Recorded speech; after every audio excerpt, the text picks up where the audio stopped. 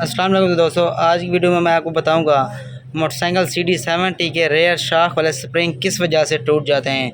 अगर आपने ये वीडियो पूरी देखी इंशाल्लाह उसके बाद आपके रेयर शाख के स्प्रिंग जल्द नहीं टूटेंगे। ये आपके सामने देखें किस तरह ये टूटा हुआ है शाख स्प्रिंग।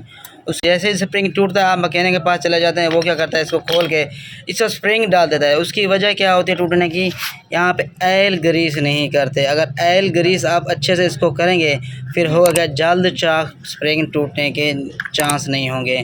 ये आपके सामने यहाँ पे पहले हमने क्या लगाया, ऑयल लगाया।